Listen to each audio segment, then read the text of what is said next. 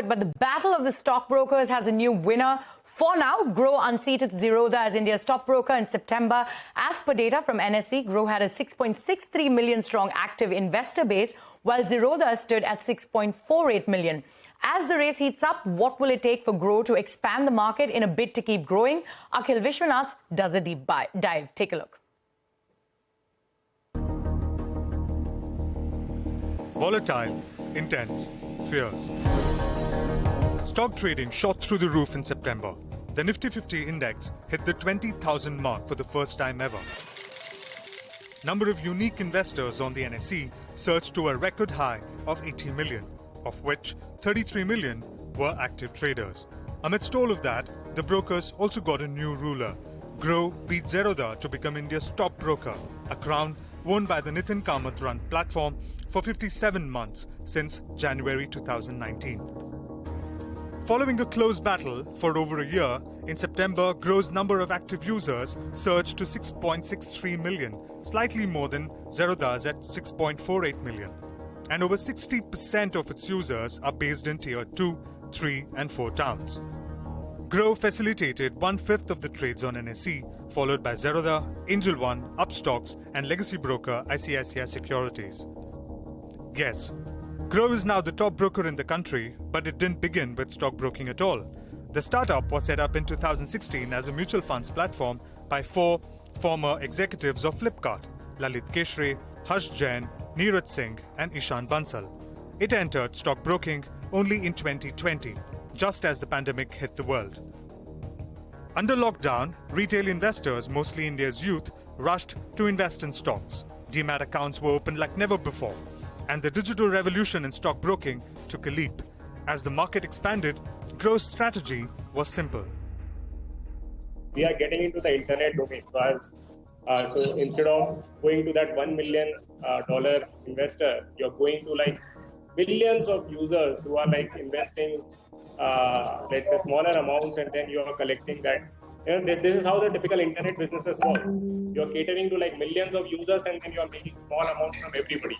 And because you have like millions of users, you can become a very, very large company. In April of 2021, Groww turned unicorn when Tiger Global led the $83 million Series D round and joined existing investors Sequoia Capital India, which is now Peak 15 Partners, Ribbit Capital, YC Continuity, and others on the cap table.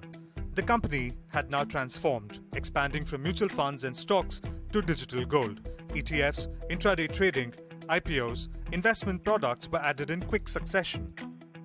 So what has changed is that the product selection has been increasing for the customers, and we continue investing deeper and deeper on user experience, on user education. So yeah, I think to answer your question, we haven't changed. The overall philosophy, the overall goal of making investing simple stays. Soon after turning unicorn, Groww did a David over Goliath as it acquired Indiabulls Mutual Fund for Rs 175 crore. The buyout was completed in May this year.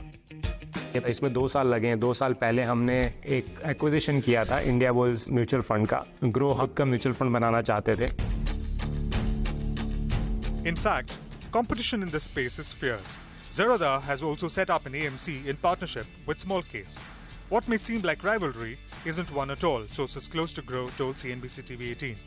The startup has envisioned itself as a multi-product platform providing a full bouquet of financial services. The firm started its lending business in December 2022 and has been growing that vertical steadily, offering personal loans. Which brings us to monetization. So while Groww has grown its broking clientele without charging any fees to open a trading account with it, Zerodha has been charging 200 rupees. And we also learned that Groww has not been making any money distributing mutual funds. Let's take a look at how the two fare on financials. Zerodha's revenue is 5 times that of Groww, and profitability nearly 40 times. Nitin Kamath values Zerodha at a modest $3.6 billion, while Groww was last valued at $3 billion despite not having the revenue to match Zerodha. That's the challenge for Groww, to grow into its valuation. But there is a problem not just facing Groww, but every company looking to build a business in this space. Following the drop in the pandemic-led digital rush, all roads in fintech for the funded players are converging. Diversification and the full stack financial services model is now the main street. One source of income is no longer enough. That's led to deep-pocketed players targeting the same consumer. Walmart-backed PhonePe recently launched Share.Market, its challenger app to Zerodha and Grow. HDFC Securities has launched its own discount broking platform, Sky.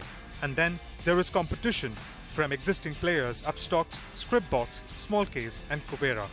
As the race heats up, what will it take for Grow to expand the market in a bid to keep growing? That's the question. Akhil Vishwanath for CNBC TV 18.